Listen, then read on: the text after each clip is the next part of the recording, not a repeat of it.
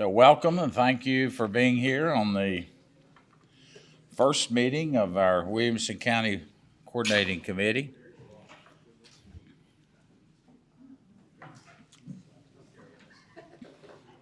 Because we have some new people that have joined the group, I would like to go around the room, and I'll start with Joe Horn. Joe Horn, if he would, excuse me, if you would just identify yourself and who you're representing, and if you want to make any other comments, that's your prerogative. Joe? Joe Horn, Williamson County Community Development Director. Michael Wood, I'm the planning director for Thompson Station. Did y'all hear that can't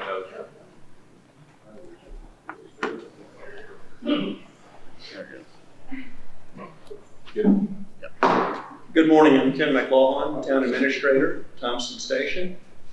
Our Mayor, Ryan Stover, just walked in. Chaz Morton, County Commissioner, 9th District. Judy Harper, County Commissioner, 2nd District. Good morning. Can you hear me? Patrick Carter, I'm here for the City of Fairview and the City of Spring Fellowship City Attorney. Jason Gold, Superintendent for Williamson County Schools. Eric Hale, Middle Tennessee Elected. Tom Doherty, City Manager, City of Fairview. Lisa Anderson, Mayor of City of Fairview. Bob Lehman, Planning and Codes Director, Brentwood. Good morning, I'm Mark Gorman, the Mayor of Brentwood. It's a pleasure to be here with you all this morning. Kristen Court, City Attorney, Brentwood. Kirk Bednar, City Manager, Brentwood.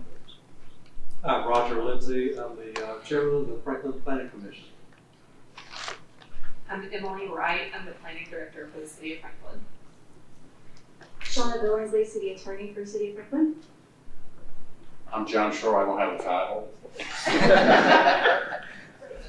Do, you're a committee member. Oh, I'm a kitty man. Yeah, Kim Mulvair. Good morning, Eric Stuckey, Franklin City Administrator. Victor Lay, Town Manager, Nolensville. Brent Schultz, Planning Director, Nolensville. Samuel Leafy, Town Planner, Nolensville. Kim Kowski, City Administrator, Spring Hill. Morning, Jim Haven, Mayor of Spring Hill. Jeff Mosley, Williamson County Attorney. Bill Denami, Williamson County Lobbies. Mike Madison, Planning Director for Williamson County. Christy Ransom, the attorney for the Planning and Zoning for Williamson County. I'm Greg Dale with McBride Dale Clarion. I'll be facilitating the meeting here in a few minutes. So thank you again for getting up early, and I'm going to turn the meeting over to Greg to kind of give a snapshot of what we have done over these last several months, because as I said, we do have a couple of new people in the group today, and then kind of lead us through the processes of this committee, and then we're also going to have Christy go over the procedures, the rules of what this group is attempting to do over the next few months so that we can address some of the annexation that is occurring in our county. I will say that I'm very excited about all of us being here this morning. I noticed Bob Ring had a prior commitment and one other person, so it's a full house this morning, and that's great. Greg, it's all yours.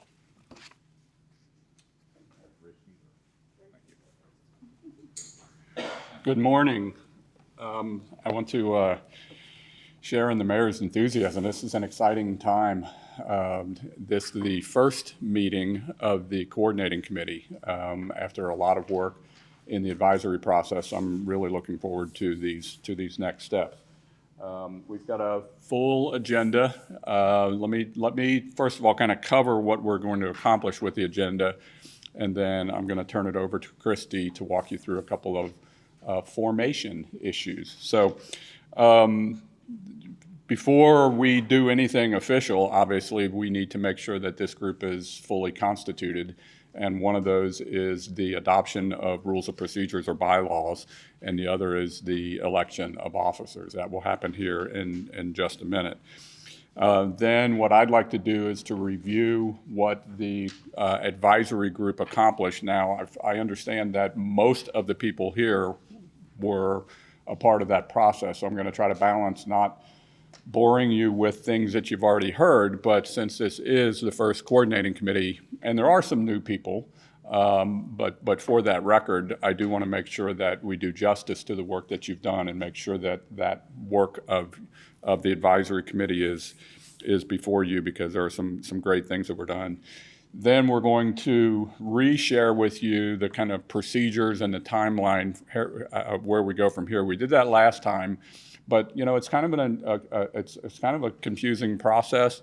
It's a process that probably no one in this room has actually gone through, with the exception of a couple people who were here the first time that these growth boundaries were established. So there are some responsibilities that your jurisdictions will need to take on to do that. So we just want to make sure everybody's comfortable with that. And then we want to have an opportunity for you all to share with each other what you've been up to in your communities relative to scheduling of public hearings, which we'll talk about here in just a minute, and also relative to just any of the other briefings or issues that you've been discussing in your communities. The expectation is that probably the planners in the group will do that, but whoever from your jurisdiction is able to update that, we're looking forward to hearing that. And then, as needed, Christy can give an update on the status of the intergovernmental agreements that we've been talking about, because the attorneys have been meeting to talk about that. But before we get into any of that, we've got some organizing to do, so I'm going to turn it over to Christy to walk you through that process.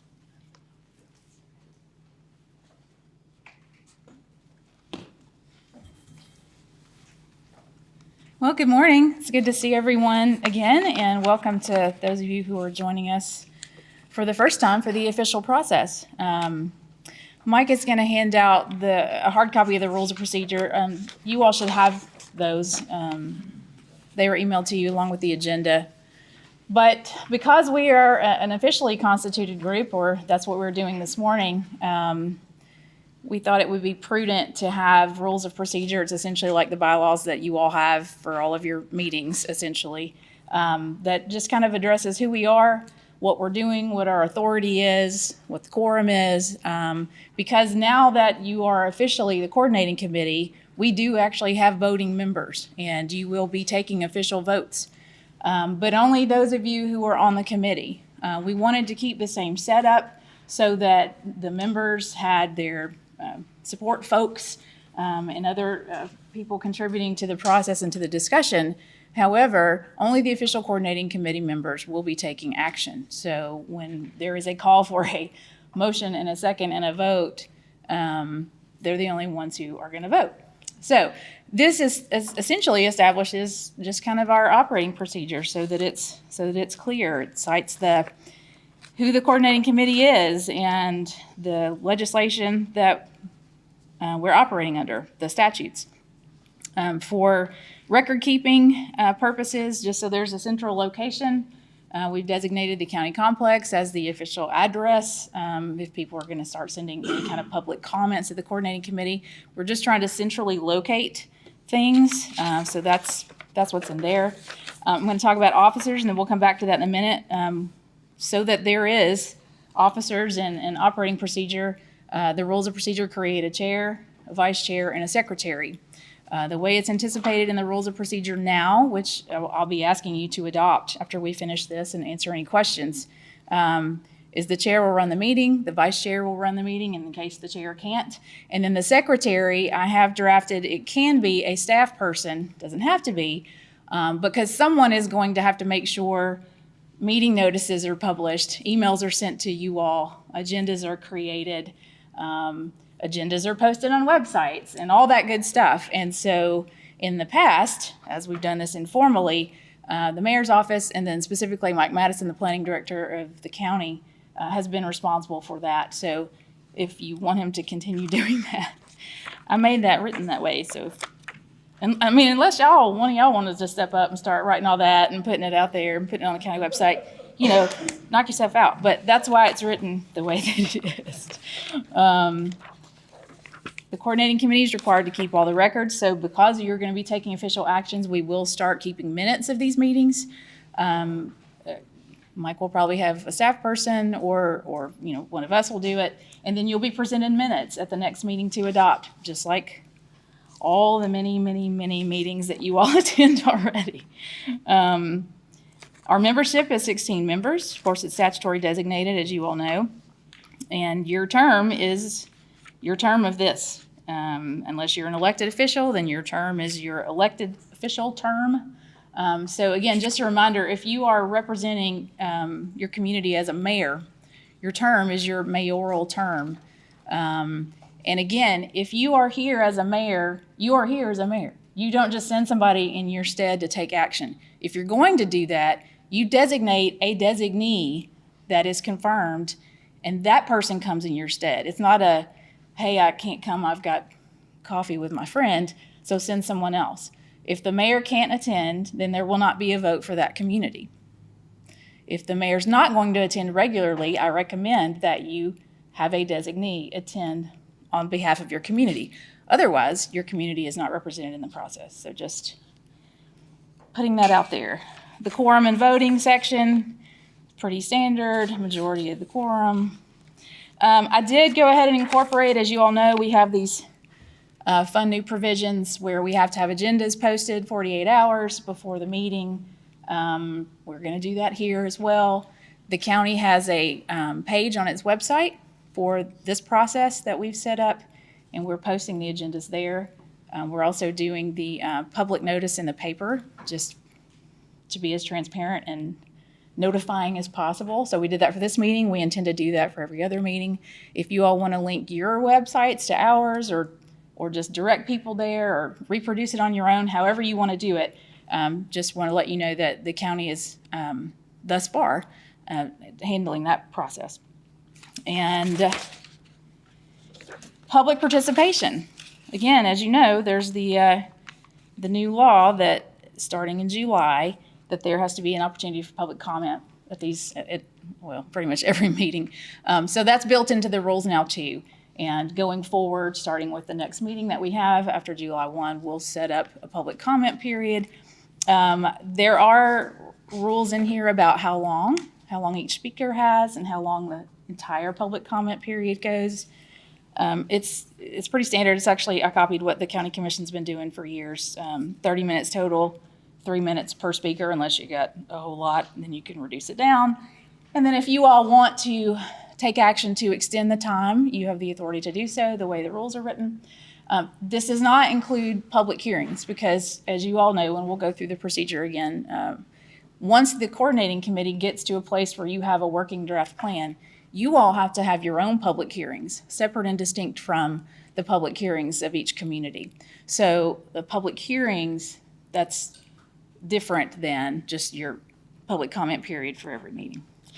So with all that really boring stuff out of the way, does anyone have any questions before we move on? Because we'll have to elect officers this morning after you all adopt the rules of procedure, because until you do, the officer positions don't exist. Does anybody have any questions? Riveting, I know, at 8 o'clock on a Tuesday morning after many of you had late night meetings. No? I'm sorry? Thank you. Second, Mayor Hageman. I don't know who wrote that down. Mayor Moore was the motion. Any further discussion? I'm just going to do this. All in favor say aye. Aye. All opposed, nay. All right. Then the next thing I'm going to do is call for nominations for the chairperson. And then after that person's elected, I'll sit down. Any nominations for chair? I nominate Mayor Rogers Anderson as chair. Second. That's proper motion. Second, any additional nominations? All right. All in favor of electing Mayor Anderson as chair, signify by saying aye. Aye. Any opposed? All right, sir. You will take the floor. Thank you, everyone.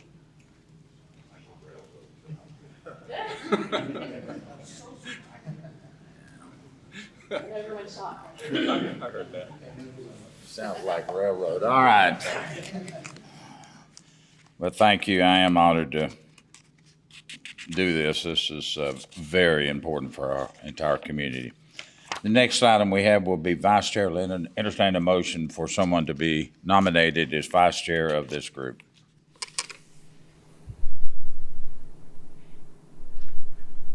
I'll volunteer to be vice chair. Proper motion for Mark Gorman, mayor of Brentwood, to be vice chair. Any other names? I need a second on that. Second. Thank you. Any other names? Did you get the second? I did. Okay. No other names? All in favor of Vice Chair Mayor Gorman from Brentwood, signify by saying aye. Aye. Opposed? And the final position we need to have this morning is secretary. If you don't mind, if I'm chair, I'd sure like to have Mike continue on with what he's doing, unless you want to dedicate somebody from your state. No, Eric?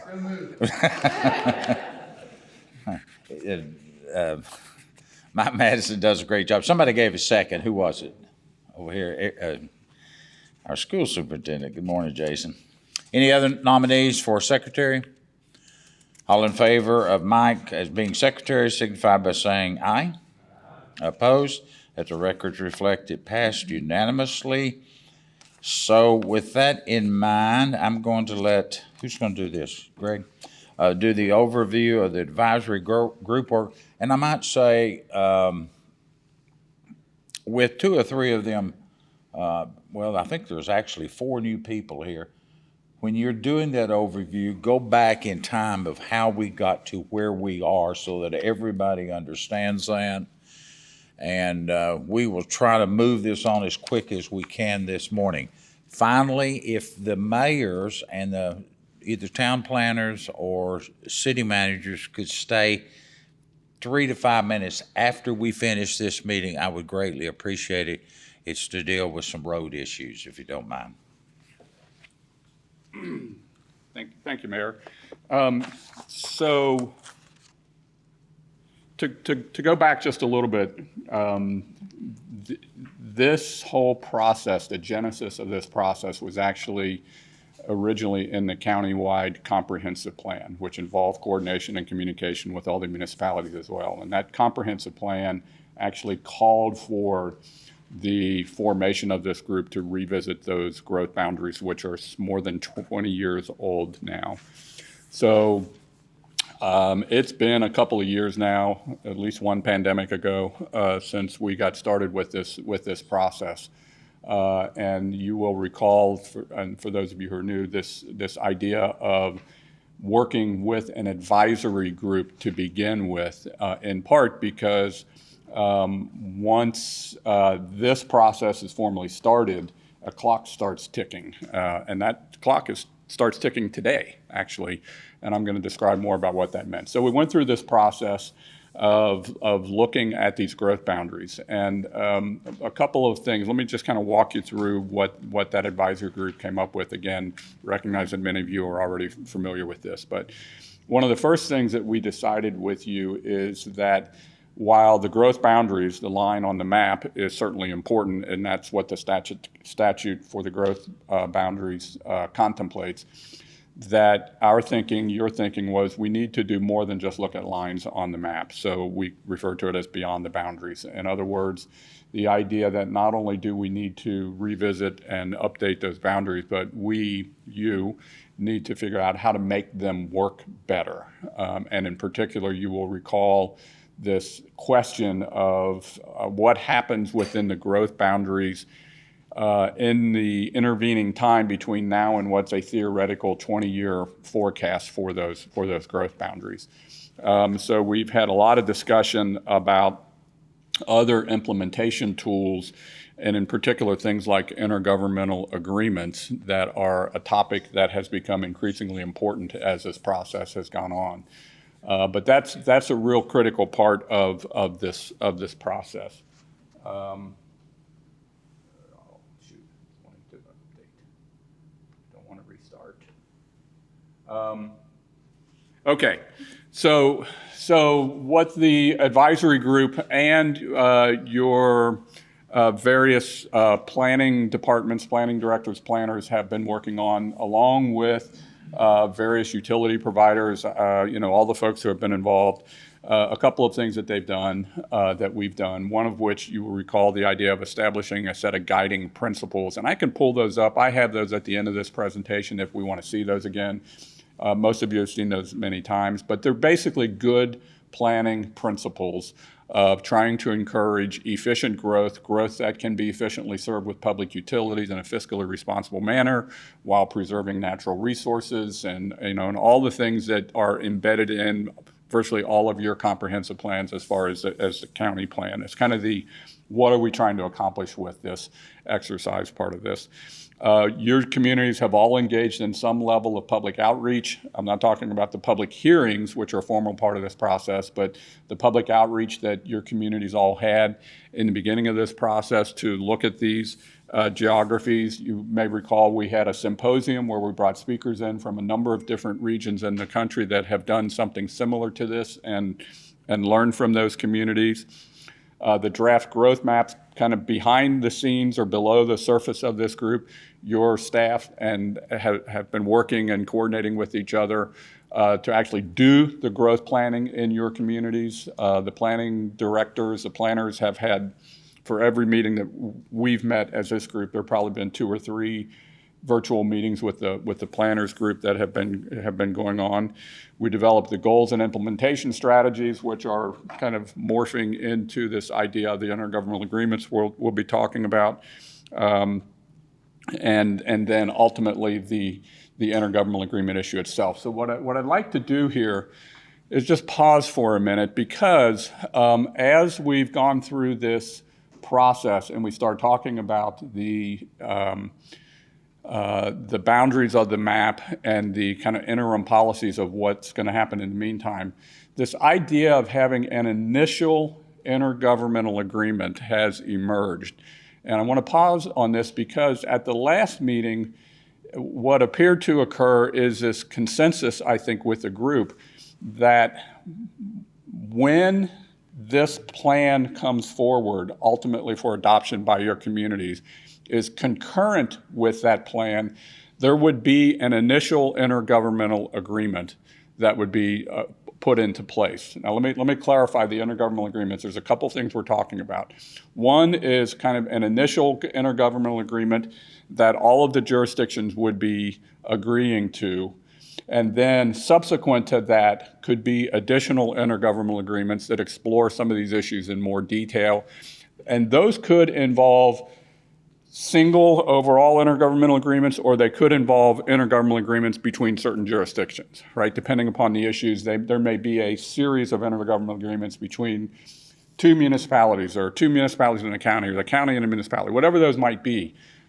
But what I'd like to focus on right now is this idea of the intergovernmental agreement that would occur concurrently with this process that addresses what I'm thinking of as the big 3 overarching principles, one of which would be the agreement that jurisdictions will not annex outside of those urban growth or the growth boundaries, which to me, I've said this many times, is kind of like a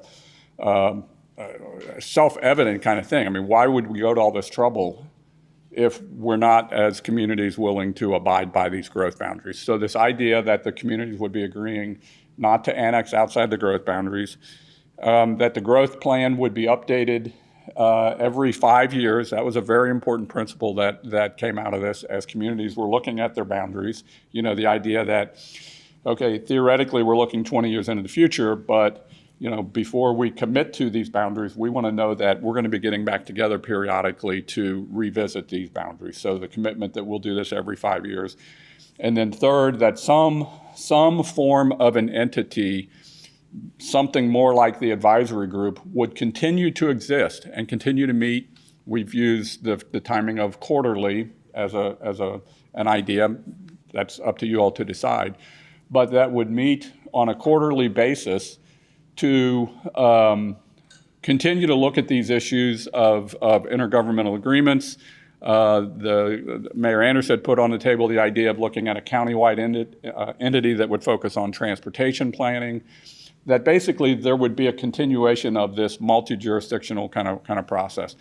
That's one of the things that we learned in the Beaufort County, South Carolina example when we did the symposium, is they went through a similar process. That group kind of transitioned into an implementation oversight committee, and that group has been meeting at least every quarter for now 10 plus years and has become kind of the regional go-to forum for discussion of these ideas.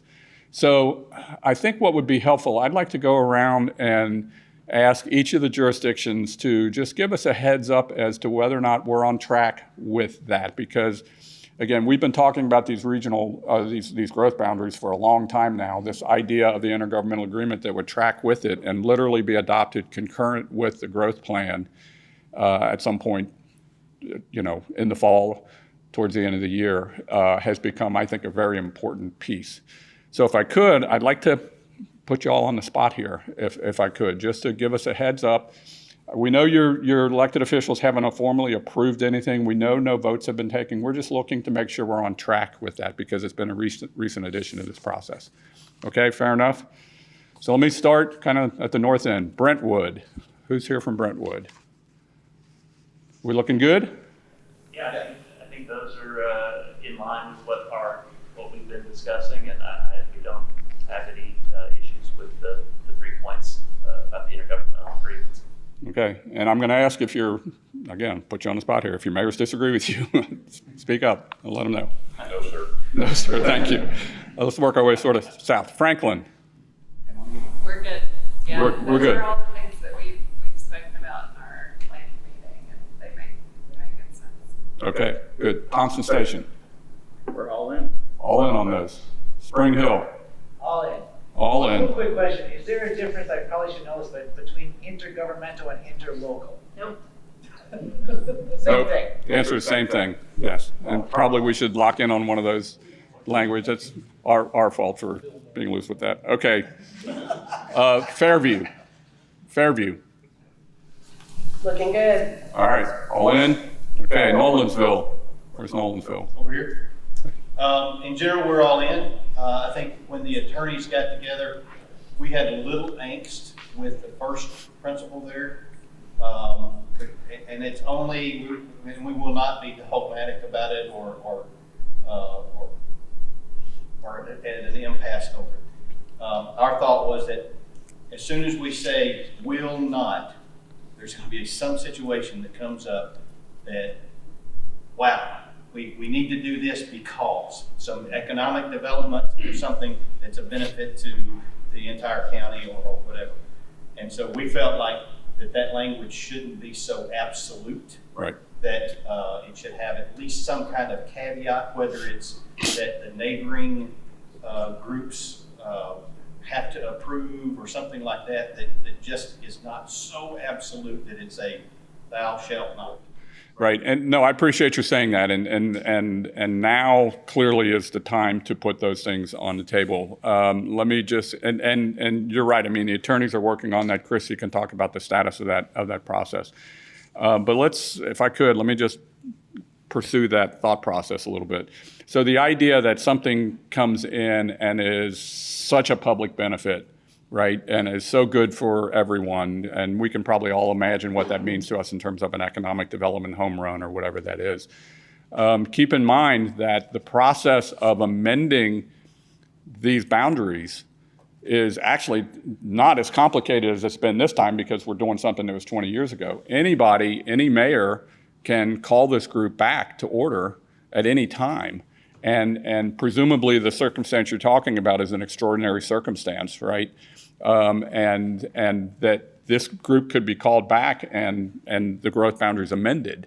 And that's not unlike what you see with comprehensive plans and zoning codes, that often you will see something where a proposal is made and you can go back and revisit the comprehensive plan. That would be my thought process on it. But I don't know if that's, Christy, do you want to talk at all about where you are in the process of that? Because I think we need to have this issue on the table because it's an important issue.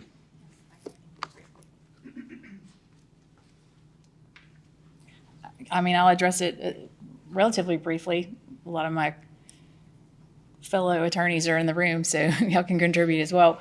The attorneys have met once, and we did go through several terms, discussions. Obviously, you know, we're attorneys. We've got to get into the nitty gritty of this. You know, some of the discussion involved, what if a major economic benefit or a huge project came in that was going to affect, you know, 3 jurisdictions, but may benefit, you know, the county overall, all the, jurisdictions. As Greg said, it's not, this has been a monumental task because it has been a very long time. But presumably, if there's an implementation committee / advisory committee going forward, if there is this 5-year update, there's going to be a lot more conversation. There's going to be a lot more discussion. So it shouldn't be this huge, heavy lift to come in and move a boundary for one particular project, especially if it benefits everyone. That having been said, we're having those conversations at the attorney level to see if there's a way to address that in the terms of the interlocal agreement. And so we're still talking about that and talking about those possibilities, those potentials, so that if there is some sort of safety valve, or if we can see if the, make sure the process is more fluid and more responsive to those types of projects that may come up. So having really good conversations. Y'all have really, really great attorneys representing you and representing your interests, and the first meeting was a good conversation. So I don't think it's going to be the monumental lift that it is this time, but we are exploring all those different types of scenarios and discussing the terms of the agreement. So. Well, as I said, we're not going to be in opposition to it. We're going to support it, and even as written, if that's where we end up being. We just wanted that discussion to be fully out there, just because there's. As soon as we create an absolute, there's the exception that drops in front of us, and we go, wow, we should have at least considered that. Yeah, and I appreciate that. And just, I mean, you all know, we're all doomsday actors. I mean, that's our whole point, is to talk about what could blow up. So that's the fun part of our meeting, talk about all the bad stuff. Okay, any other comments on this point? You can ask the county. What's that? Yeah, the county's not going to annex, right? The county's on board. Okay, good?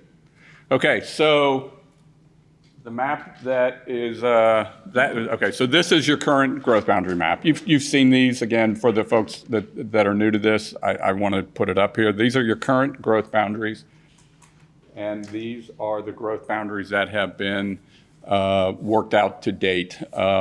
Some of this you have to look closely to see what the changes are, because your city staffs have worked very hard to revisit these boundaries. We've gone through this process over the last couple months where we're keep sending things back and forth, and we're down to micro parcel levels on some of this to make sure we get it right. The biggest visual change that you see as I toggle back and forth is the reduction in what are known as the planned growth areas for the county. Those have been substantially reduced, again, in accordance with the county's comprehensive plan. Otherwise, while a lot of these have been very carefully crafted, very carefully negotiated between jurisdictions, to me, it kind of passes the straight face test from a planning perspective. It is creating a more efficient regional pattern. We can talk more about that if you want. You're gonna be digging into this in your public hearings, but again, most of you have seen this many times. So, is there anything we want to talk about here? Oops. Hey, it's not my computer. Okay. 4%. Dun, dun, dun, dun, dun, dun. Okay, so I'm going to keep going. I think we can do this without having the slides up. Yeah. Anybody know any jokes? Okay. What I was going to do next is just cover the implementation strategy, what we've structured as goals and strategies. I think I can do that without having the slides up there, because again, the big three that were in there, we've already talked about in terms of the intergovernmental agreements. One of the other issues that is out there for subsequent work after this plan gets approved is this big question of what happens in those growth areas in the interim between when jurisdictions are ready to provide services and annex those areas relative to when people might want to develop those. I didn't say that very well. These growth boundaries around the municipalities are theoretically large enough to accommodate 20 years worth of growth, right? So that's a lot of territory that's needed for that. There will come times when somebody is ready to develop within that growth boundary, but the municipality is not ready for it to be coming in to annex, to have services provided, and yet that property owner may be saying, I can't wait, right? I don't want to wait until you're ready to annex me and provide services. So the question then is, what happens in that interim? And those goes into things like, what should the density be in the county zoning in those growth boundaries in the meantime? What should the policies be for alternative sewer systems? How is all that going to work? So there's going to have to be some roll up your sleeves kind of work done between the jurisdictions and the county to do that. Because think about it this way, once you go to all this trouble to say, here's our growth boundaries and this is going to occur at densities that are consistent with our urban or suburban growth, you really don't want those lands to be developed at low density county densities, because you're essentially using up what at that point is a valuable resource, a valuable growth resource. There's a finite amount of land. So that's not going to be an easy process to solve, but I think working together it can be solved. And again, that's where theoretically it could be one single intergovernmental agreement, probably more likely depending on the circumstances with different jurisdictions. There might be a series of intergovernmental agreements between different jurisdictions and the county. One of the other things we talked about was the possibility of this resulting in a need to request state legislation related to annexation that focuses in particular on Williamson County. So, we know all of these are complicated moving parts. So the idea that this group, this county might petition the state legislature to make changes focused on annexation for Williamson County is another one. I think the rest of that we've talked about. All right, so what we wanted to do next, and I think we can do this off of the flow chart that you have that Mike passed around earlier, and that is to go back through the process and timeline just to make sure that everybody's comfortable with what your response. He's just passing it out now. I decided to do an update. Yeah, I know. That's okay. It happens. Okay, so let's start with where we are today and what happens from here. So the first thing to understand is that with this meeting, the statutory clock has started ticking, and that is a 6-month clock. One of the things that I'll try to be clear on is when that 6 month stops, because that's important to understand as well. But what needs to happen next is sometime within the next month or so, your communities need to be scheduling and holding 2 public hearings on your proposed growth boundaries. I'm going to ask you at the end of this process for each of you to talk about how you're doing that, because one of the things we've experienced with the planners group is this kind of, gee, what's everybody doing? It would be helpful to understand. So we're going to ask you to report on that. But those public hearings need to be occurring, because then what happens is that each of your jurisdictions, after those public hearings, reports back to this group on what your proposed growth boundaries are. Now, we think we know what they are, but it's entirely possible that in your jurisdictions, because of the public hearings, that you come back and say, hey, we listened to the public, we considered some things, and now we want to propose some modifications to what we've been proposing. So that could happen. Right now, if you want to write this down, we're tentatively looking, I think, at August 29th for that next coordinating committee meeting. Centered mainly on the availability of this room, right? Right, and it is available. Okay. So that you all will report back to this group on what your growth boundaries are proposed to be. We hope that all occurs in a meeting. It's possible. It may take more than one meeting. We'll do what needs to be done.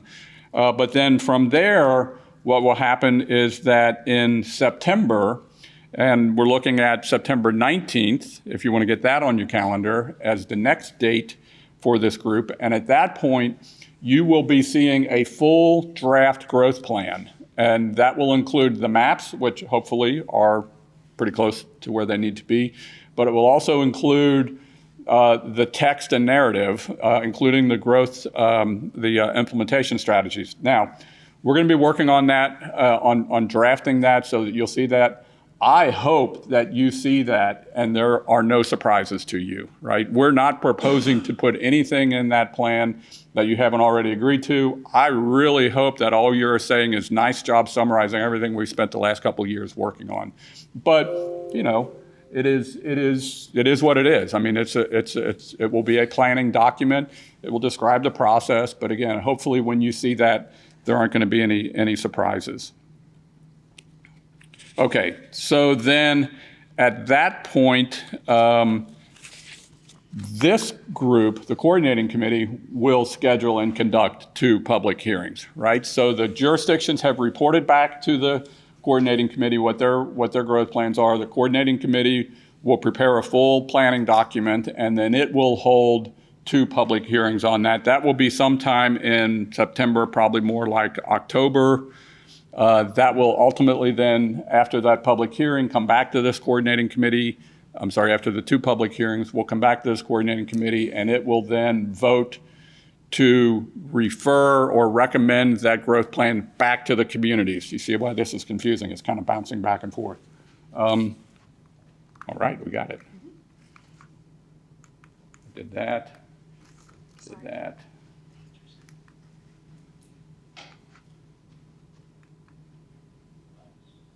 Okay, is that where I am? Yeah, I think that's where I am. No, there I am. So it will go, I lost my train of thought here. So it will be before this group, you will have had your 2 public hearings. The coordinating committee will then vote on that plan, hopefully vote to recommend approval of that plan. It will go back to your jurisdictions for action at that point. And concurrent with the intergovernmental agreement, and your jurisdictions will each be asked to approve that. And one of the reasons why we keep belaboring this point of are we all on the same page or not is because all of your jurisdictions have to approve that for it to go forward to the state, right? So we've got 7 different jurisdictions that are going to be acting on the same document, and we want to do everything we can to make sure that by the time it gets to your jurisdictions, everybody knows what's in it, everybody's on the same page. Because at that point, assuming all 7 jurisdictions approve it, comes back to the coordinating committee, and the coordinating committee then refers it to the state, the local government planning advisory committee, LGPAC, and that's it. Then it is in place. Simple, right? Okay, I did that without this in front of you. Was everybody able to follow that? Okay.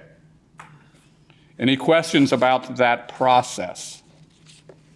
I may have missed this, but is there a advertising time for our local public hearings that's different than what we would normally use? 15 days. 15 days. And by the way, one thing that I didn't mention, now that I have that up there, is when the coordinating committee recommends the full plan and sends it back to the jurisdictions for action, that's when the 6 months clock stops. So it's not full approval of the jurisdictions. It stops when it leaves this coordinating committee and goes back to the communities. And then they then have 120 days within which to act, about 4 months within which to act. So I just wanted to be clear on when the 6 months, which starts literally today, stops, which is what, about mid-December theoretically. So we've got this set up so that there's some leeway in here. If we need to have additional meetings, we've got some flexibility. And by the way, there's no reason why this group can't meet as often if it needs to meet, if we get down towards the end and need to have some extra meetings. Hopefully we don't have to do that, but we've allowed for that possibility. Okay. Any other questions about procedure? Okay, well, let's do this if we could. I'd like to go back to the jurisdictions and just share a little bit how things are going in your jurisdictions. Kind of similar to what we just did, but particularly I know we've had some questions like, gee, how is everybody else handling their public hearings and what's the scheduling look like? So let's circle back and do that, and let's start at the top again with Brentwood. We are in the process of setting up a website so that we have some of this information out on the web to the public. I wanted to wait till after this meeting to make sure that we have everything kind of in line with what we talked about today. We've got a public hearing scheduled and notices sent out, notices put in the paper for our July 5th, our July 5th Planning Commission and our July 10th City Commission meeting for 2 public hearings. We are not taking votes at those meetings. Right. That was one question I had. Right. Would they take a vote? We're not going to take votes at those meetings. And then assuming Brentwood's making really just housekeeping changes, they're just 2 small changes that we're making. We're not making drastic changes anywhere. So I don't expect there to be a lot of input on the public hearings, but we're going to wait and see what kind of input we get, and then we plan to take it back to our city commission in August for a vote on the Brentwood portion of it, so that we have an official recommendation on the Brentwood portion in August 14th. Yeah, that's helpful. And let me try to clarify one thing, and Christy, maybe you can weigh in on this. One of the questions that came up is after you have your public hearings and you're essentially referring this back to the coordinating committee and reporting back at that August 29th meeting, is there any official action on the communities required to report back to this committee? Or is that up to the jurisdictions to decide how to do it? The statute is essentially silent, so. Okay. So what Christy's saying, the statute's silent on that, and that's really just up to your jurisdiction in terms of how you want to do that. That question did come up. Okay. Franklin. So we've been having some public meetings for a little over a year now. So we are setting up our public hearings now. I'm hoping what we hear is consistent with what we've heard to this point. So the way we're doing it is we are taking a resolution to our board of Mayor and Alderman in order for them to recommend approval of our proposed UGB to the coordinating committee. So they would actually take a vote for us to basically send that boundary to the coordinating committee. And so we're going to take that to a work session on July 11th, and then we'll take it to a planning commission meeting for a recommendation on July 27th, and they will hold the first public hearing at that meeting. And then the board will vote officially on the resolution on August 8th, and that will be the second public hearing that we'll hold. Great, thank you. That's kind of our. That's helpful. Thank you, Emily. Spring Hill or Thompson Station, doesn't matter. Let's do Spring Hill over here.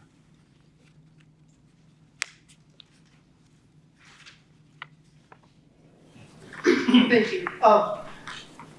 We will do a public hearing with the Planning Commission we're canceling our first meeting in July, so our dates are a little off, but I think we'll do a Planning Commission meeting the 10th of July. There'll be a public hearing, and then we will do a public hearing at BOMA, probably having a resolution. We had a workshop on this meeting last week, so they've already been briefed on where it is. I kind of like the idea of doing an initial resolution. I don't know if I've got time to do that or not, but I kind of like that idea, but we'll definitely take action on it at the day after the public hearing on the day of that meeting. So we should be concluded by the 1st of August. Great, thank you, Pam. Thompson Station. Let's walk Mike a lot here.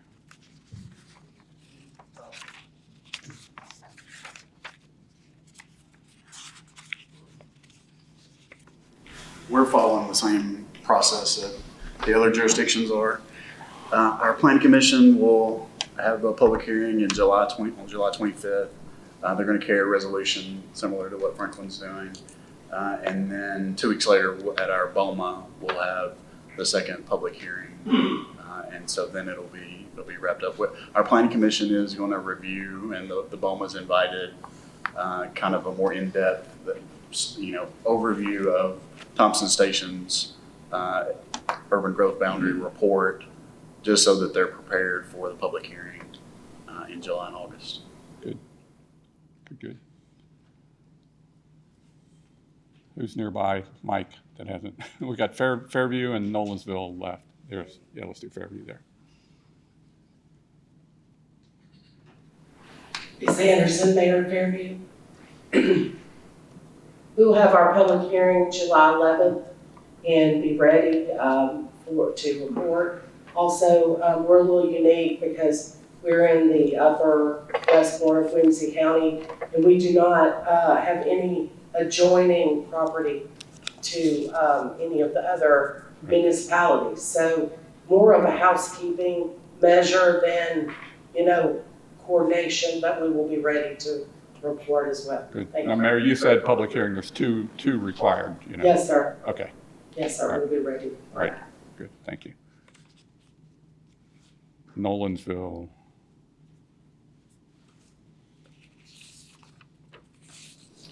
Nolensville, we put out our public notice in the paper. We've also sent notices to every property owner who's impacted in the expansion area, so those are out. We're going to have a community workshop Thursday on the 29th of June, and then we're going to go to the Planning Commission with a resolution for them recommending onto the DOC on July 11th, and then the Board of Commissioners will take it up at their public hearing on Thursday, August 3rd. And so you're going to resolution also? That's what we talked about. Yeah, okay.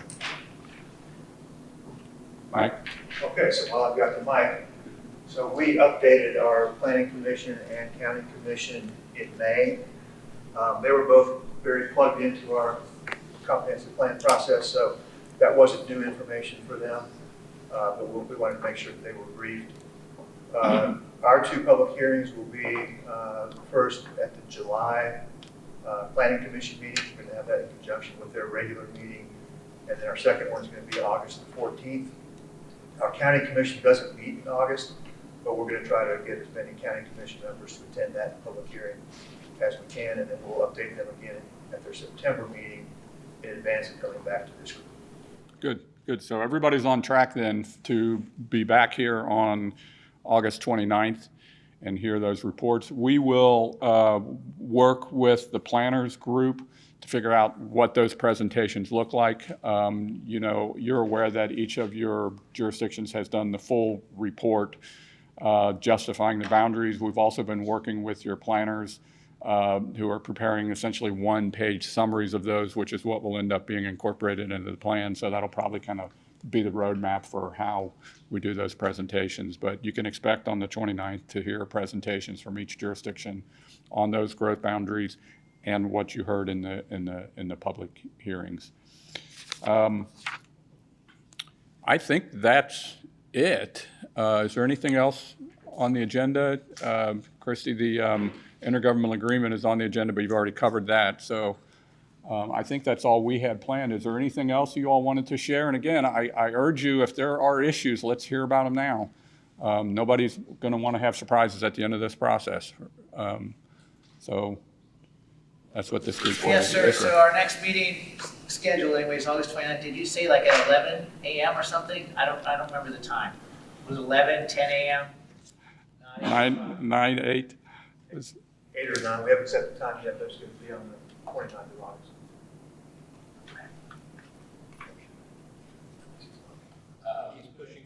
I kind of picked up on that. I think schools back in will need to drive it a little further to 9 and 10 a.m. To get here. It's amazing when school's out, Jason, we have no traffic issues.